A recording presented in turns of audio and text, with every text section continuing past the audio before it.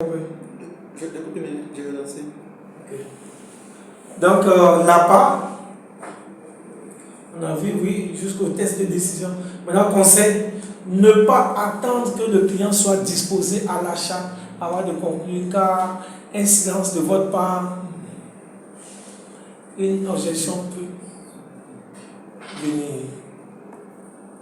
Donc, si vous attendez trop, comme je vous le dis toujours, il réfléchit, ce n'est pas dans votre intérêt, il veut se rassurer qu'il a vraiment évacué toutes les préoccupations qu'il avait. Donc, quand vous attendez, il va en fabriquer. Donc, il faut éviter les temps morts. Donc, conclure dès que vous constatez les premiers signaux d'achat. Donc, dès que vous sentez qu'il est disposé à acheter, ne traînez pas. Enfoncez. C'est bon? Et puis après la conclusion de la vente, la prise de congé. Prise de congé, comment te séparer du client? Préparer le terrain pour la prochaine visite. Prochaine visite, une vente peut sortir là. Dans la prochaine visite, c'est quoi? C'est dans l'optique de la fidélisation. Vraiment, ne dis pas merci d'avoir acheté mon produit. Merci de nous avoir fait confiance. Nous serons montrés à la hauteur. Ou même vous ne serez pas déçus. C'est bon? Après, laissez une image positive de soi et de l'entreprise. Donc, comment est-ce que vous vous comportez en partant? C'est ce qui va définir l'image qu'on aura de vous. Quittez l'interlocuteur tout en échangeant les contacts. On va ajouter tout en n'ayant pas oublié,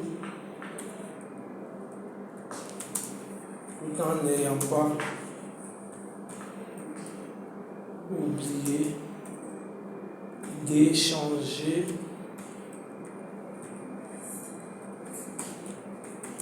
les contacts. Même si le client ne prend pas le vôtre, prenez pour le client. Le client peut toujours avoir besoin de... Je ne sais pas si vous avez vu arriver. Vous aviez vu un produit que vous n'avez pas payé. Après, vous en voulez, mais vous n'avez pas le contact du client. Il était de passage. Moi, personnellement, à 99%, quand j'ai fait une affaire avec quelqu'un, je prends son contact. Et généralement, ça sert. Souvent, même tu utilises et puis, il y a des défaillances. Quand tu l'informes déjà à temps. Ou bien souvent, tu en as besoin encore. Tu en parles à quelqu'un. Un Dieu, tu n'as pas son numéro. Non. Vous voyez que. Aussi, lui, il avait. Mais moi, je n'ai pas pris son téléphone parce qu'il me disait que je n'ai pas besoin de lui. Mais si lui m'avait donné son contact, il aurait réalisé une vente aujourd'hui grâce à moi. Vous voyez que. En tant que vendeur, il faut toujours laisser son contact avec les clients. C'est bon? Il faut toujours garder son contact et prendre le compte des clients. Tu peux même l'appeler souvent. Oui, bonjour, oui, c'est qui? Oui, c'est M. Tantra, ok, oui. Je vous avais vendu tel produit. Mais c'est bon, ça se passe bien, oui. Là, il sera content. Il dit, ah, ça c'est nouveau. Hein. Quelqu'un qui nous vend un produit et puis il appelle pour savoir. Donc, ça marque votre responsabilité. Ça marque aussi la confiance qu'on peut faire à votre produit. On se dit, mais s'il vendait des faux produits, il n'allait pas appeler. Mais s'il a appelé, c'est que son produit est bon. Donc, il y a une confiance qui s'installe. Donc, vous concernant, même si vous recommandez à quelqu'un, je n'ai pas peur parce que je sais que c'est quelqu'un à qui on peut faire confiance. Il ne fuit pas ses responsabilités. C'est bon? Et puis, les techniques, les prises de congé, toujours avoir l'initiative de la prise de congé. Il ne faut pas attendre que ceux qui te disent bon, bonne journée. C'est toi une fois que tu as vendu, il faut partir. Les gens ont autre chose à faire. Quand tu restes là, tu parles. Tu peux venir dire quelque chose, il va tout gâter. Donc, va-t'en. C'est bon? Il faut aussi faire quoi? Il faut aussi prendre un rendez-vous pour la prochaine fois. Et si en même temps vous pouvez caler rendez-vous. Bon, monsieur, ce qu'on va faire, dans 2 ou 3 semaines, je repasserai pour voir un peu si vous avez des difficultés avec le produit. Il ne peut pas vous dire non, vous venez dans son intérêt. Mais en venant, je peux venir faire des ventes additionnelles. Il vient avec d'autres produits. On va dire non, mais on a des chargeurs portables. Au cas où vous allez en mission, dans une zone où il n'y a pas de courant, vous ne connaissez personne, vous pouvez avoir ça. Ouais, donc c'est comme ça. Remerciez l'interlocuteur pour le temps accordé. C'est bon? Pour le temps accordé, mais inutile de le remercier pour la commande. Il ne faut pas dire merci d'avoir commandé. Non. Il faut simplement lui dire qu'il a bien fait de vous faire confiance et merci de vous accorder de son temps. Voilà, j'avais dit, et voilà, ça vient. Laissez une carte de visite.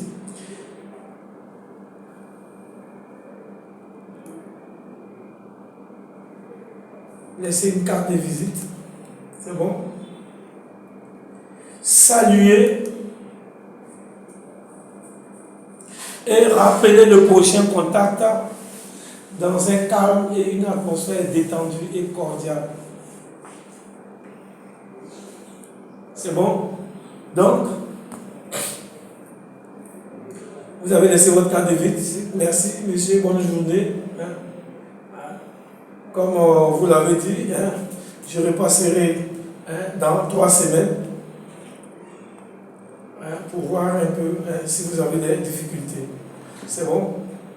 Donc, voici un peu les conseils concernant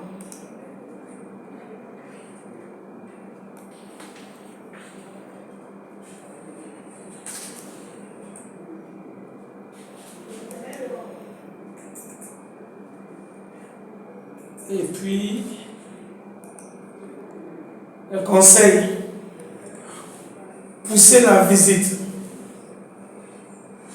disons, pousser la vente additionnelle, vente complémentaire, rassurer et fidéliser le client, et féliciter le client. C'est bon? Donc, il a déjà payé l'ordinateur, tout est réglé, mais compte tenu du fait que vous êtes un responsable, vous allez souvent en mission, je pense que souvent vous devez avoir des problèmes de charge. On a aussi des batteries portables, les powerbanks là. C'est des batteries portables qui ont une grande capacité de stockage. Donc vous essayez de faire du vente additionnel. S'il y a des corks, des fourreaux, tout ça, on essaie d'ajouter. C'est bon? Maintenant, le raccompagner le client. Et puis, après, déconseiller de continuer à parler du produit pour éviter une nouvelle objection qui risque de compromettre la vente. Donc, une fois que tu as vendu le téléphone, on parle plus de téléphone, on parle d'autre chose. Les corps, tout ça. Mais oui, en plus de ça, on a encore d'autres modèles plus performants net. Tu vas encore mais c'est où non, je n'ai pas ça sur moi. Bon, voilà ce qu'on va faire. Donc il faut garder ça, tu envoies l'autre et puis je vais comparer entre les deux. Quand on va dire, voilà quelqu'un, il a un bon téléphone, là, il garde, et puis c'est le mauvais téléphone qui voulait me vendre. Là, il y a un problème de confiance. Et tout ça, ce n'est pas dans votre intérêt. C'est bon? Donc, suivi, fidélisation.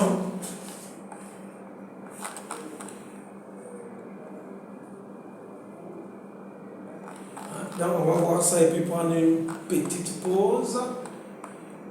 Je sens qu'il vous faut du café. C'est ça.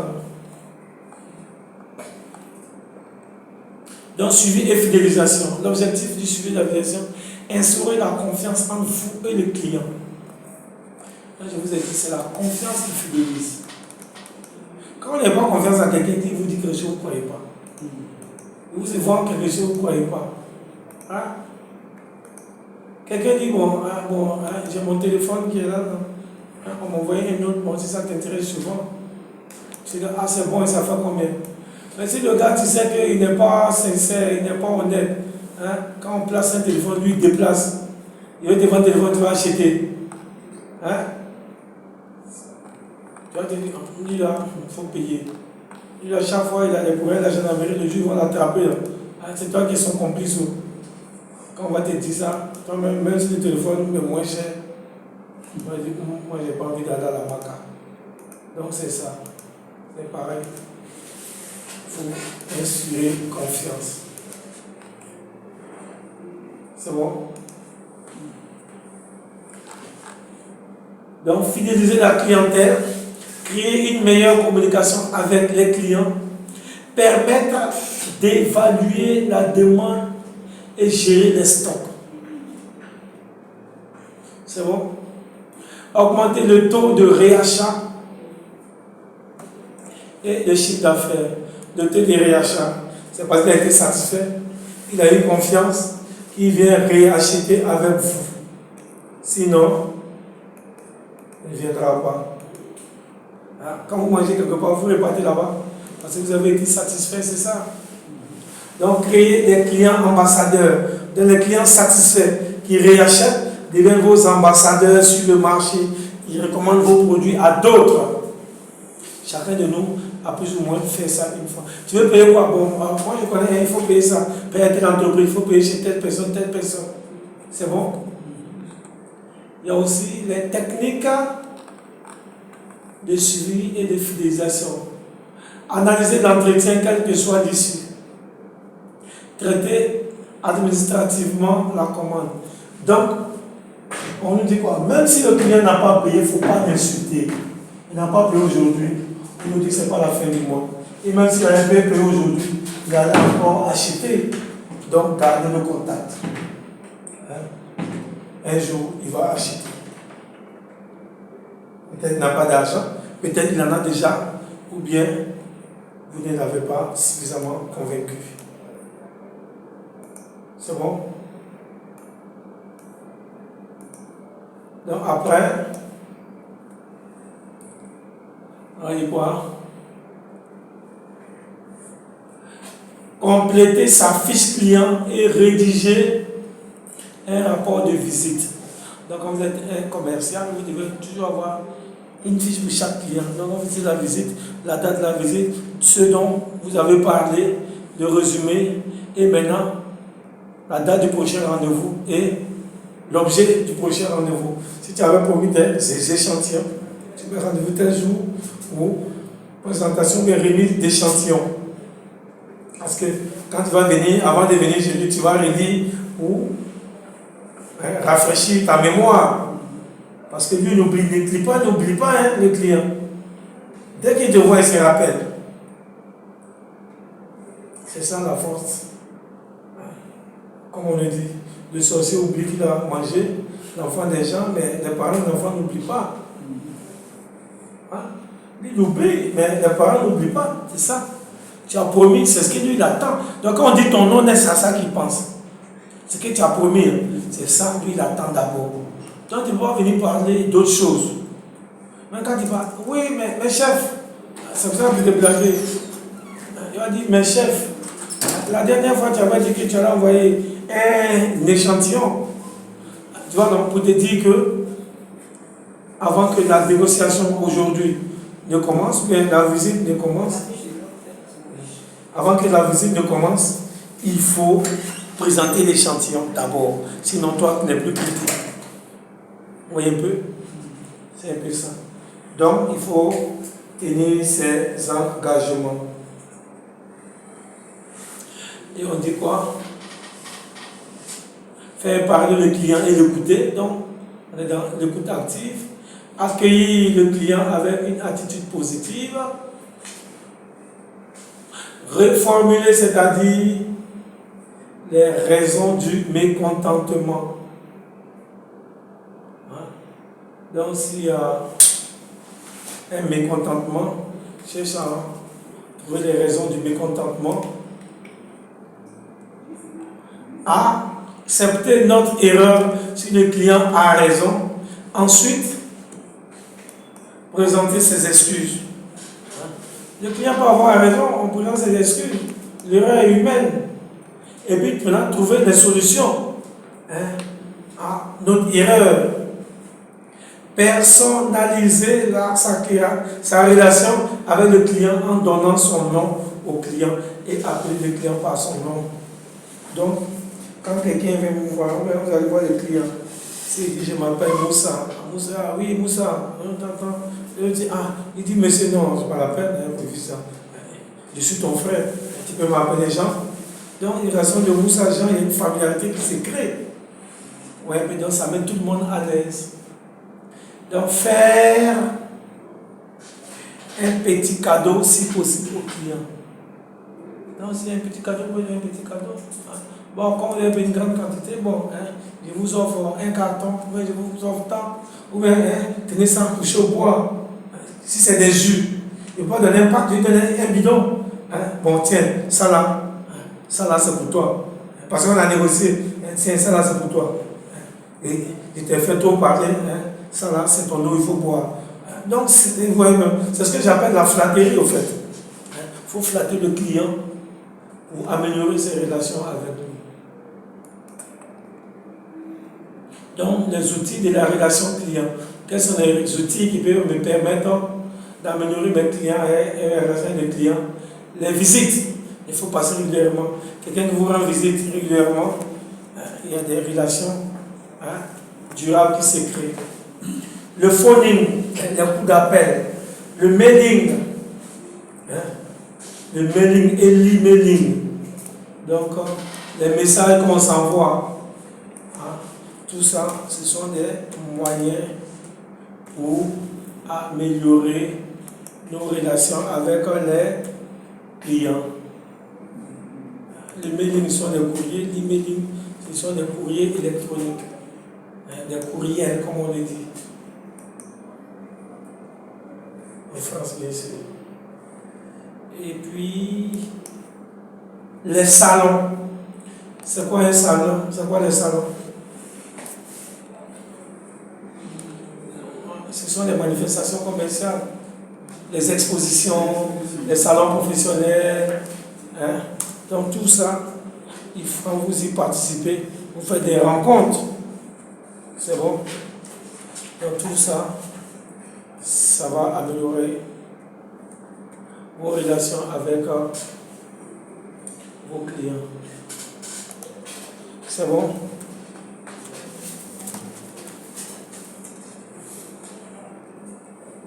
SAV, c'est le service après vente. Donc quand vous vendez, vous ne disparaissez pas, vous restez, vous rassurez, vous restez en contact, je vais dire, vous rassurez que le client n'a pas de soucis. Et qu'il y a des soucis, vous êtes là. C'est bon. Salon, exposition.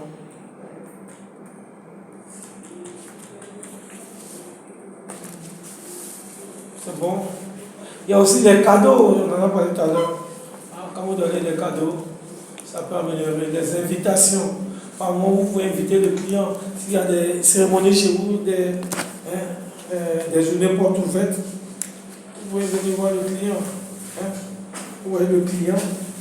Et puis, disons, vous invitez le client. Il vient participer. Il vient participer aux cérémonies. Ça lui permet aussi de voir d'autres personnes, de connaître d'autres personnes. C'est vous qui connaissez. Bon, Henri, M. Hassan, c'est mon patron qui est là. C'est notre grand patron qui est là. Donc, il voit déjà au sein de l'entreprise, il y a aussi d'autres interlocuteurs. Le jour où toi tu n'es pas là, il y a un visage qu'il voit, qu'il pourrait contacter. Toujours pour dire que nous, on est avec toi pour longtemps. On va prendre ton argent et disparaître. C'est bon? Les enquêtes de satisfaction. Les enquêtes de satisfaction, souvent, on appelle, on nous donne des gens, il faut voir si tu n'es pas satisfait, il faut nous dire on va améliorer. C'est bon. Il y a aussi les clubs clients. Donc on peut créer des cadres où nos clients peuvent se rencontrer. C'est bon. Se rencontrer, faire des échanges. Quand on est sûr que notre produit est bon, les clients sont satisfaits. S'il y a des hésitants, eux-mêmes ils vont encore se mettre en confiance. On dit, ce produit, moi j'ai pensé que c'est un président, c'est un ministre même, regardez le ministre même utilise ce produit. Grâce à ce produit-là, moi aussi, je suis là, le ministre, il va dire à ses amis, moi c'est pas n'importe qui, voilà.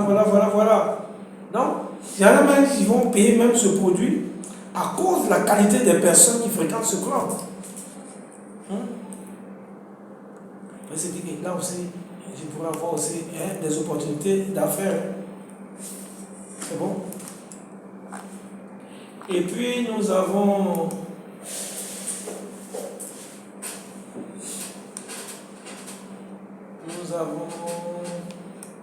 les conseils aussi à ce niveau. Donc vous voyez que chaque fois on vous donne des conseils. Après les enfants là, le week-end ne donne pas conseil. Les conseils, il faut les écouter. Donc, regardez là. Conseil, comme premier conseil, la fiche client ou prospect doit être informatisée. Informatisée pourquoi? Pour faciliter le stockage, la consultation et le remplissage. On peut. C'est bon? Elle doit être constamment mise à jour. Tu as fait la première visite, tu as rempli. Deuxième visite, tu n'as pas renseigné. À la troisième visite, tu risques d'aller répéter la même chose. Tu oublies même que tu as fait une deuxième visite. Le portefeuille client. Souvent, tu as des centaines de clients, tu ne peux pas tout retenir. Il faut écrire. C'est bon? On écrit pour être sûr qu'on n'oublie rien. Donc, après, nous avons ici le développement du portefeuille client. C'est bon? Donc, on va prendre une petite pause et puis revenir. Il faut mettre pause où il y a les deux traits. Comme je l'ai dit, on va poursuivre avec le développement du portefeuille client. Donc, on dit quoi? Peu importe votre secteur d'activité, si vous voulez que votre entreprise perdure dans le temps, il est nécessaire de développer et gérer le portefeuille client. La bonne gestion du portefeuille client représente une garantie pour le développement de l'entreprise. Donc, on nous dit quoi? Que ceux qui vont permettre à l'entreprise de vivre longtemps et de fonctionner correctement, ce sont les clients. Les clients fidélisés. Donc, l'ensemble des clients que nous avons voulu fidéliser, ce sont eux qui vont constituer notre portefeuille client. C'est eux qui vont nous permettre de vendre régulièrement et de pouvoir perdurer sur le marché. Et on dit que cela est valable quel que soit le secteur d'activité. Donc, on nous dit quoi? Le portefeuille client, c'est quoi? C'est une liste de tous les clients actuels d'une entreprise. Souvent, ce terme désigne tous les clients dont un commercial s'occupe. Elle comporte toutes les informations concernant le client, c'est-à-dire leurs coordonnées, les opportunités, les chiffres d'affaires générés et l'historique. Donc ici, on a précisé, on dit les clients actuels. Vous savez ce que c'est qu'un client actuel?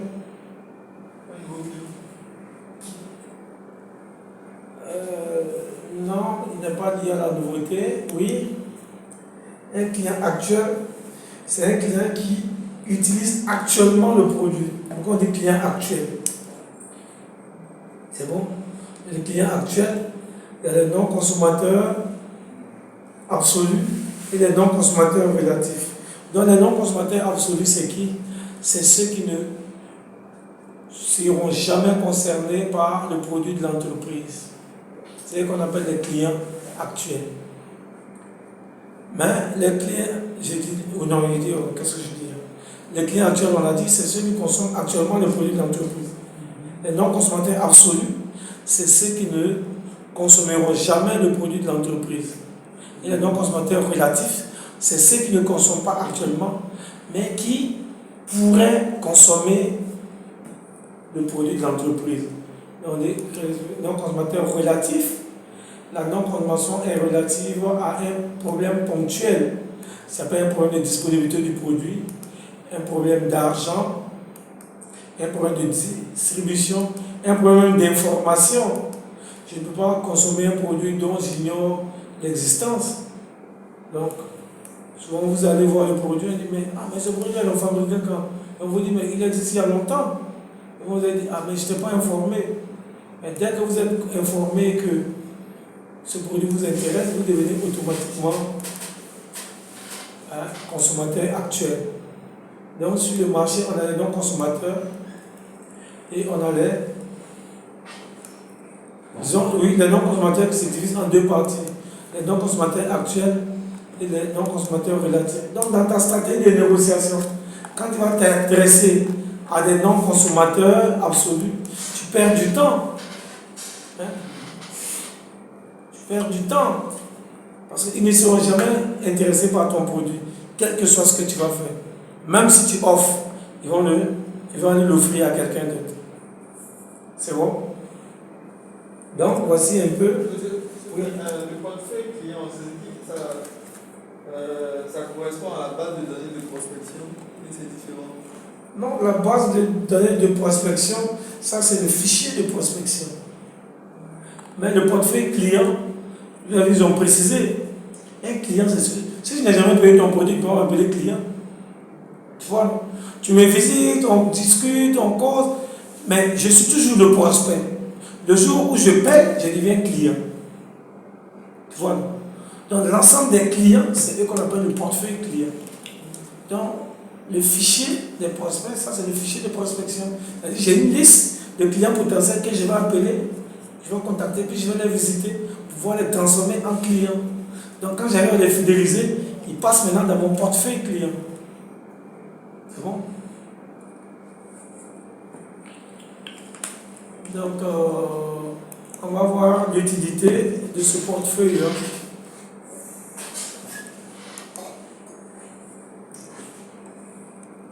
Le portefeuille client permet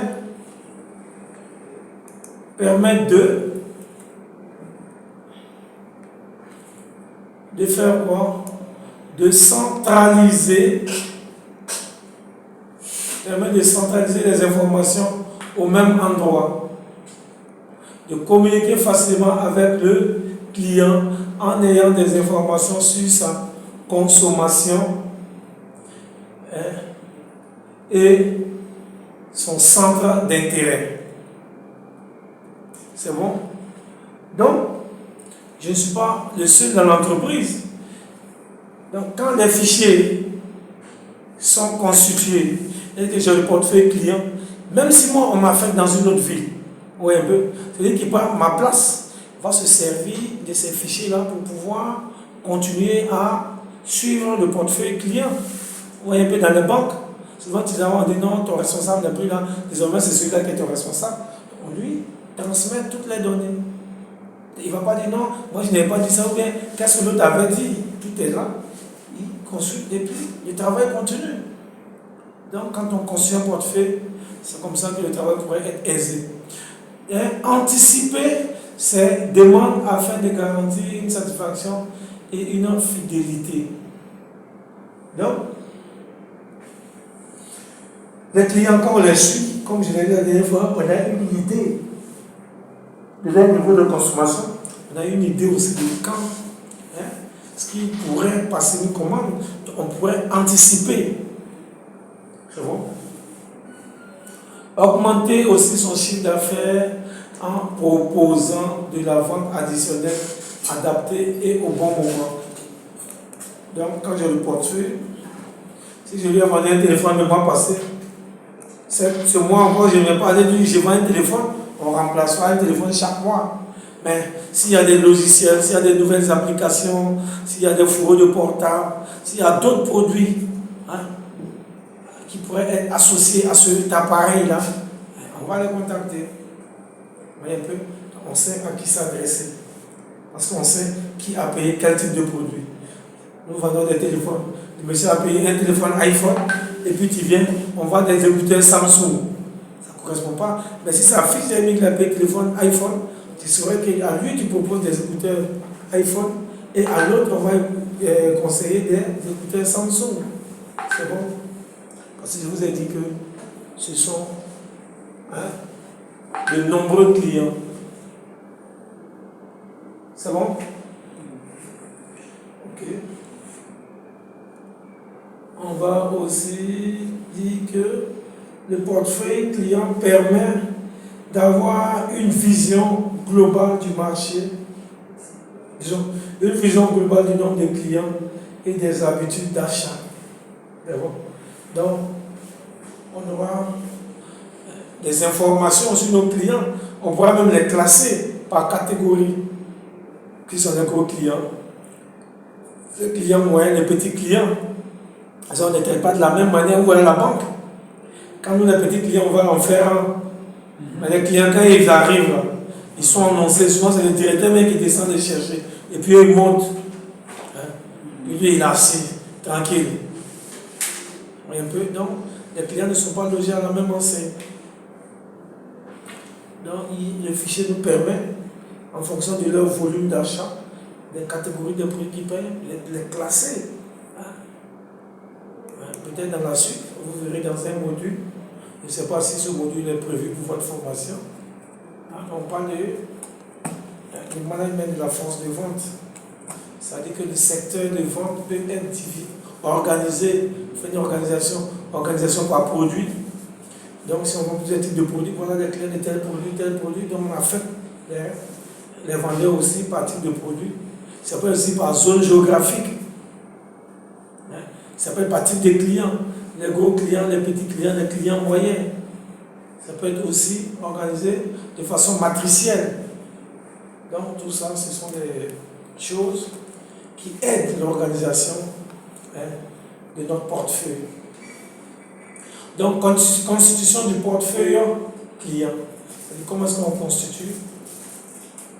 Première étape, mettre en place un programme de parrainage client. Pouvoir de recommandation qui permet d'éviter les frais de démarchage.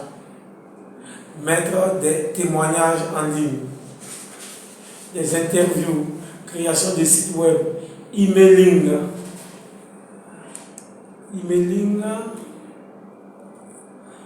offrir des cadeaux aux clients qui vous recommandent, soit une réduction. Donc, le système de parrainage, c'est ce que j'ai dit. Un client fidélisé va faire quoi? Va vous recommander. Donc, il faut pouvoir mettre en place un mécanisme qui va pouvoir susciter cela. Ça va nous éviter la prospection, qui est le démarchage, chaque fois aller appeler tout ça. Donc, ceux qui sont déjà satisfaits, ils vont recommander d'autres. Donc, ceux qui sont satisfaits, on va créer un site web, on met des témoignages, ils vont témoigner avec des démonstrations à l'appui.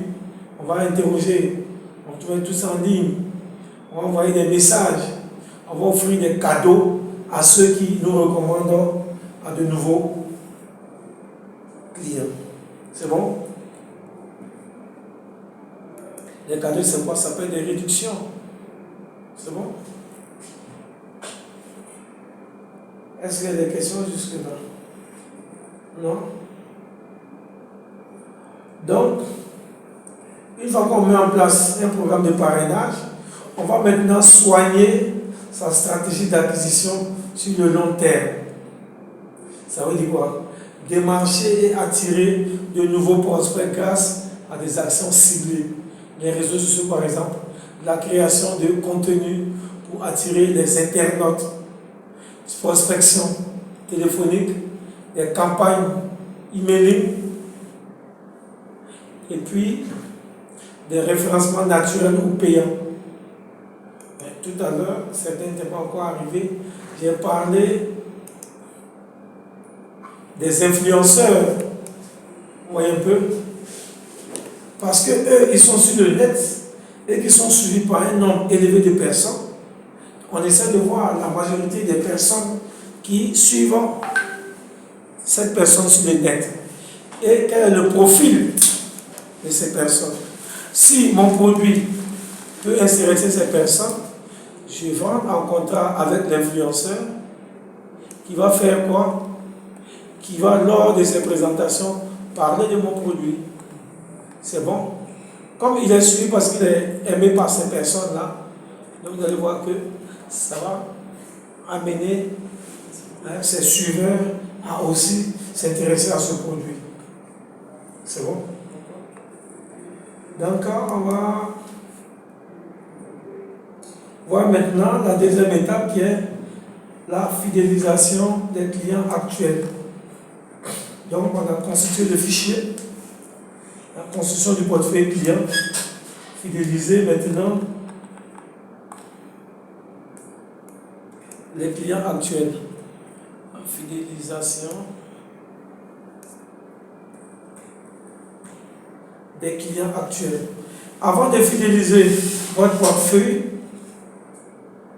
il faut déjà réussir à pérenniser vos clients existants.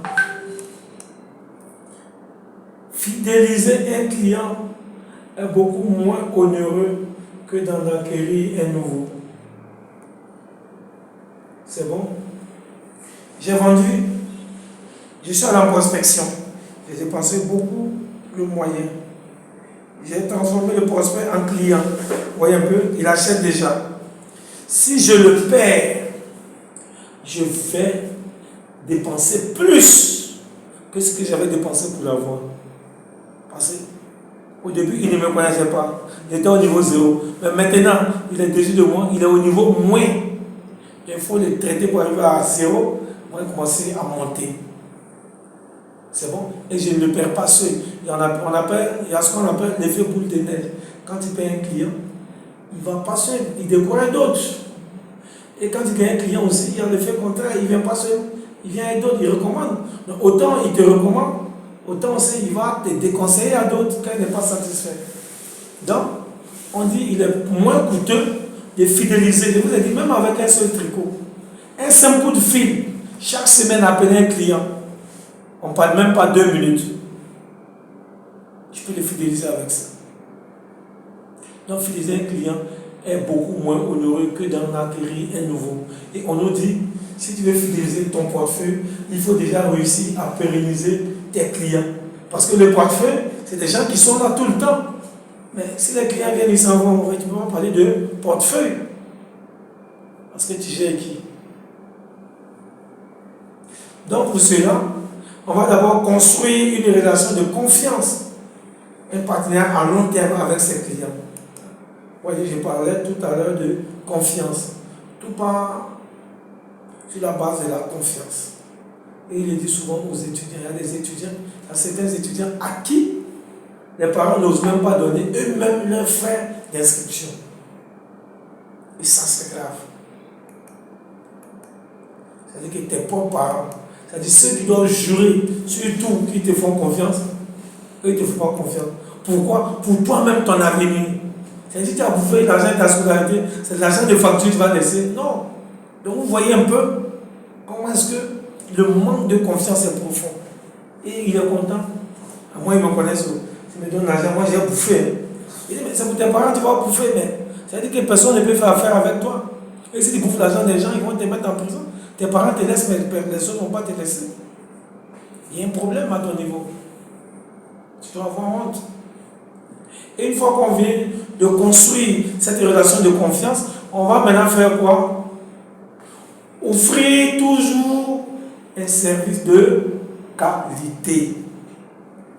Ce n'est pas parce que j'ai confiance en toi que je vais payer n'importe quoi avec toi. Donc, offrir un service de qualité, répondre à vos clients. Répondre à vos clients, ça veut dire quoi? Puisque la relation de confiance est là.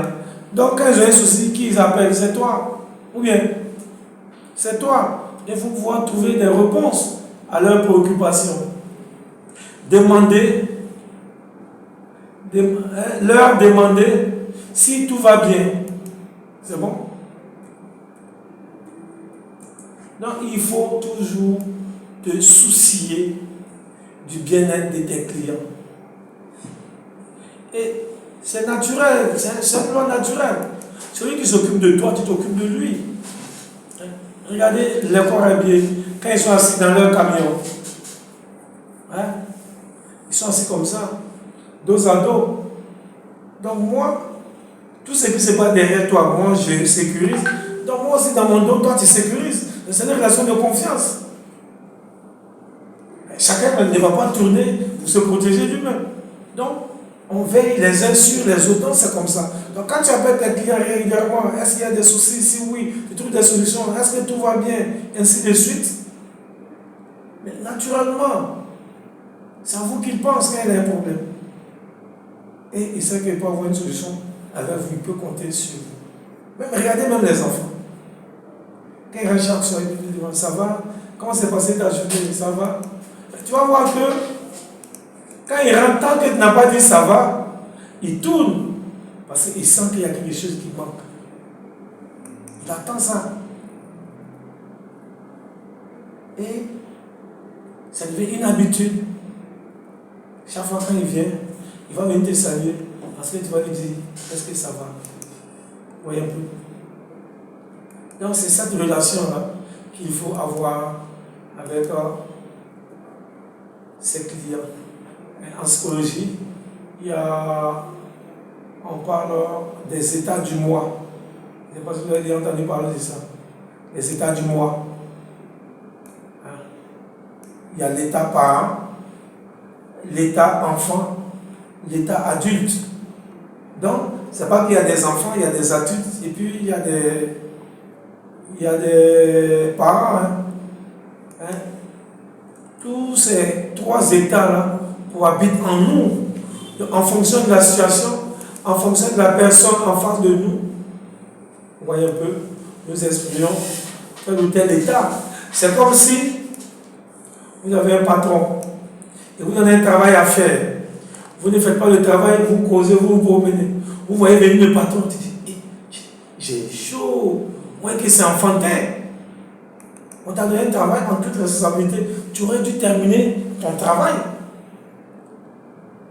Oui, un peu. Mais quand le patron sort et qu'il y a du boulot, certains commencent à s'amuser. Le fait de s'amuser, de laisser le boulot pour lequel on paye qu'on travaille, c'est-à-dire un état enfant qui s'exprime. Et maintenant, il y a un parmi vous qui dit, vous là, on vous a donné du boulot, vous devez savoir que vous devez travailler d'abord avant de vous amuser. Donc vous voyez lui, qu'est-ce qu'il fait?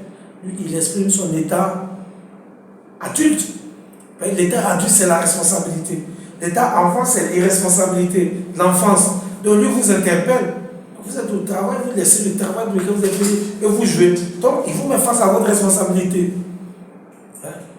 Et maintenant, il y a un autre collaborateur qui est là, il dit, il faut les laisser. C'est comme ça, ils sont. Les jeunes de maintenant, ils aiment trop s'amuser. Tu vois que lui, c'est le parent, il essaie de comprendre, tout ce qu'il faut, il protège, vous voyez un peu. Donc vous voyez que vous êtes tous collègues, mais ces trois états se sont exprimés différemment parce que vous avez des personnalités différentes. Donc l'état adulte, c'est l'état de responsabilité, l'état d'enfant, c'est l'état de l'enfance, de l'irresponsabilité, et l'état parent, c'est la protection, c'est de comprendre. Un enfant qui ne fait pas son travail, c'est comme ça ils sont. Les jeunes de maintenant, c'est comme ça ils sont. Mais toi-même, tu étais jeune un jour, tu as gardé des comportements qui font que tu es un adulte responsable aujourd'hui. Mais si eux, ils n'apprennent pas aujourd'hui, ce n'est pas étant adultes qu'ils seront responsables. Ils doivent apprendre dès maintenant, donc il faut les mettre face à leurs responsabilités. Et vous voyez, ils vont vous dire, mais si vous ne travaillez, si vous ne faites pas le travail, le patron va vous trouver ici. Il te met face à tes responsabilités. Et tu dis, c'est vrai, le patron, il est trop méchant. Donc, vous voyez que dans la discussion ou dans la conversation, les états là, balance. Donc, tu as exprimé état enfant, lui tu as interpellé avec état adulte. Non, disons, tu as fait état enfant, l'autre état parent. Les jeunes sont comme ça. Mais l'autre, il t'a interpellé avec l'état adulte. Et toi, tu as quitté l'état enfant pour venir à l'état adulte. Tu interpelles, si vous ne faites pas, le patron va vous trouver ici. Donc, tu as laissé la causerie, tu es venu travailler, faire ce pourquoi tu es là. Donc, ça balance.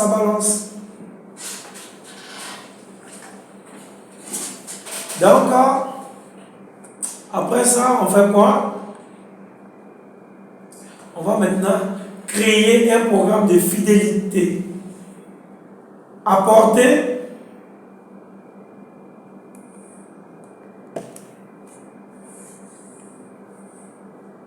créer un programme de fidélité, leur apporter un soutien.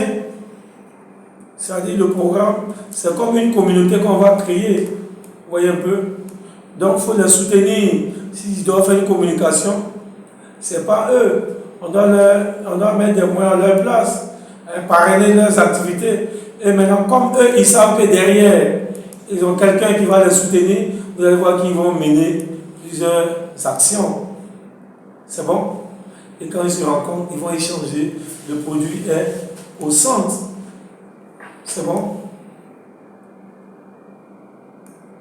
Donc, souvent, c'est ce que les entreprises font. Donc, ne pas hésiter à faire quelques réductions. Vous pouvez dire par exemple, pour ceux qui appartiennent à cette communauté-là, on vous donne une carte. Quand vous venez faire des achats, vous avez des réductions exceptionnelles. Qu'est-ce qui va se passer?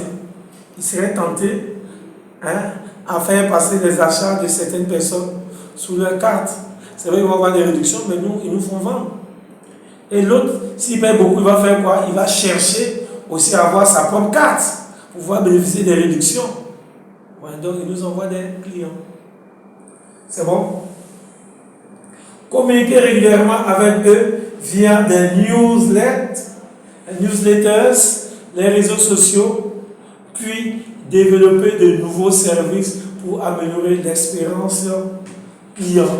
Donc, quand ils sont là, il ne faut pas qu'ils s'ennuient. On peut créer d'autres choses. On m'a dit, bon, comme vous êtes les clients fidèles, à l'occasion de telle ou telle fête, vous pouvez visiter tel ou tel magasin. Vous voyez un peu, on les responsabilise. Moyennant quelque chose, bien sûr. On a dit qu'ils deviennent des ambassadeurs. Donc, ils ne sont pas n'importe qui aux yeux de la communauté. Donc, hier, on parle de l'utilisation des réseaux sociaux. Si ce n'est pas le cas, il est indispensable que vous soyez présent sur un ou plusieurs réseaux sociaux.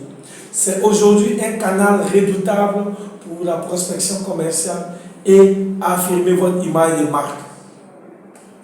Donc, même si vous n'avez pas de clients là-bas, ça permet de vous faire connaître, de bâtir la confiance, et lorsqu'ils ont besoin, peut-être ils viendront vers vous. C'est bon? Donc, les réseaux sociaux permettent d'être identifiés et reconnus pour vos produits et services, d'échanger avec votre cible pour connaître leurs problématiques, de récolter des leaders,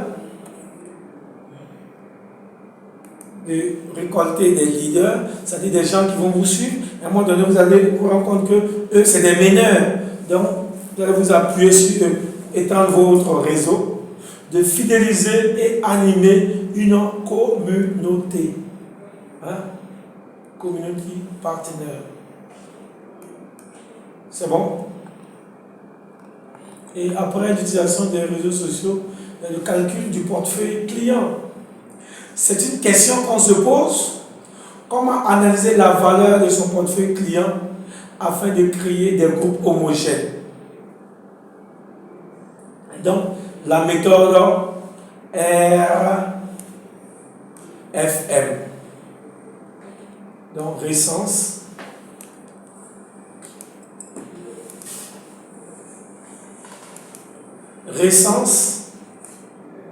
fréquence. La récence, c'est quoi? Est-ce que c'est des clients récents? Hein? Est-ce qu'ils sont récents? La fréquence.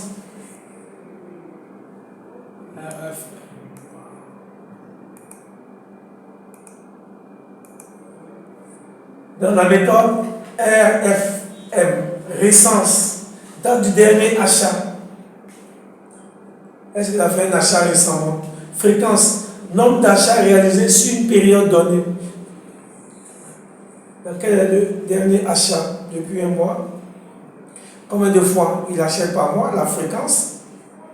Le montant, somme des achats cumulés sur cette période. Donc, combien vaut l'ensemble des achats réalisés par ce client sur un mois, par exemple? C'est bon? Il y a aussi la loi de Pareto. Les clients à haut potentiel et faible potentiel. Donc la loi de Pareto ou la loi des 20-80. Ça veut dire quoi, la loi des 20-80?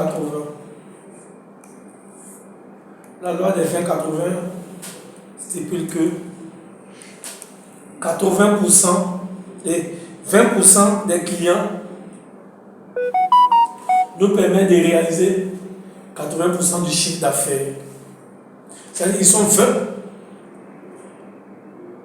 Bon, voilà ce que ça veut dire. Si j'ai 100 clients, quand il y a 100 clients et que j'ai réalisé un chiffre d'affaires de 100 millions, ça veut dire 20 clients me permettent de réaliser 80 millions de chiffre d'affaires. Donc les 80% restants me permettent de réaliser 20 millions. Donc vous pensez que ces 20 millions-là, je vais jouer avec eux? C'est le plus gros contributeur. Donc c'est ça la loi de Pareto ou la loi des 20-80. C'est-à-dire 20% des clients contribuent à hauteur de 80% au chiffre d'affaires. Exemple, une compagnie d'assurance vous donne les informations suivantes sur sa clientèle actuelle en vue d'une meilleure gestion.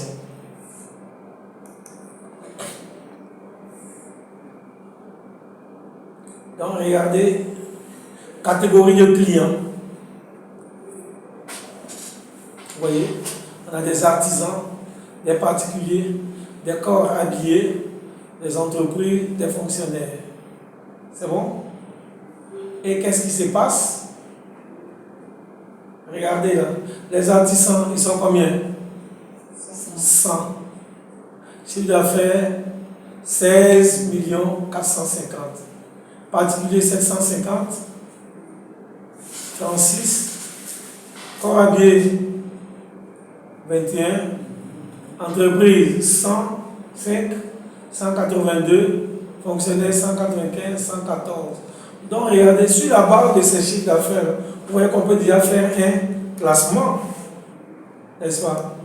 Quels sont les plus gros contributeurs, les plus gros clients? Hein?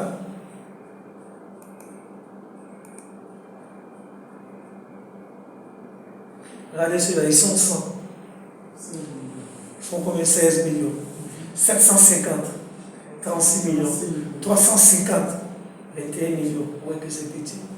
105, 182 millions. 195, 114.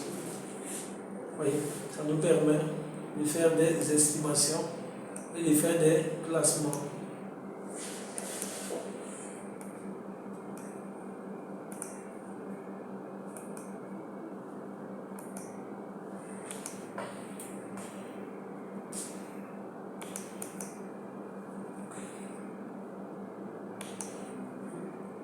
Donc on nous dit aussi que ce travail, ça peut se faire à partir de logiciels.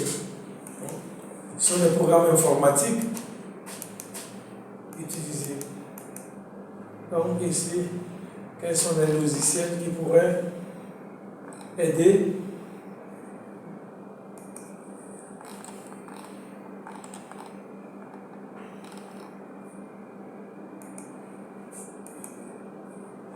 Donc, comme logiciel, nous avons quoi?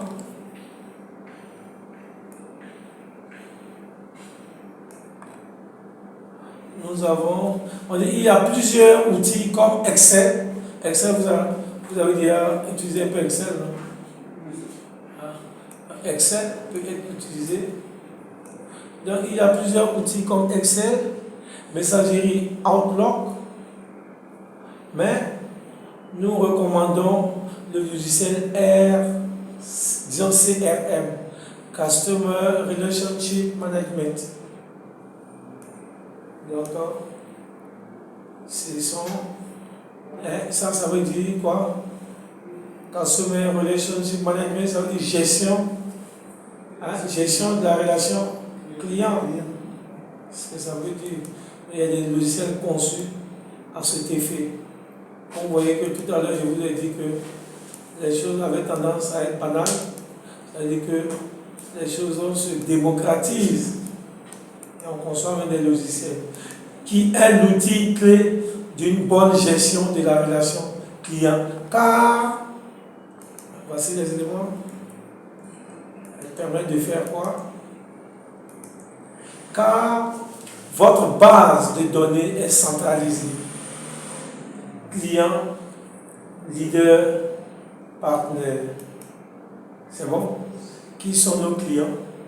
Qui sont ceux sur qui on s'appuie? Et qui sont les partenaires? On avait vu en haut qu'il est plus intéressant d'informatiser la base de données, de la centraliser pour que l'exploitation soit facile. C'est bon? Vous personnalisez votre base en ajoutant des champs à volonté. On peut toujours ajouter des informations. Chaque commercial peut partager des informations avec d'autres collaborateurs. Donc, vous êtes parti en mission à Koro, par exemple, vous avez besoin d'informations, puisque tout a été centralisé. Soit vous avez accès à la base de données pour prendre l'information, ou un autre collègue peut prendre là et puis vous balancer. Mais ce n'est pas centralisé, ce n'est pas organisé. C'est compliqué. C'est bon? Vous segmentez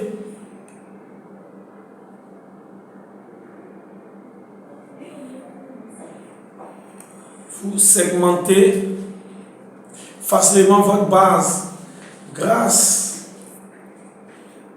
à vos différents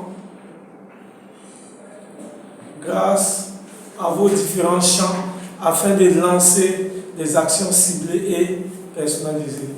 C'est quoi la segmentation? On dit qu'on segmente notre base. Segmenter veut dire quoi?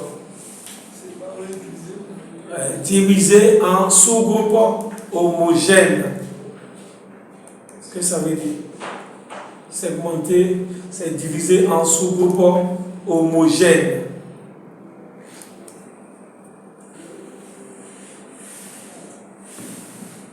Donc, puisque les groupes n'ont pas les mêmes caractéristiques, donc on va adapter les actions à chaque cible.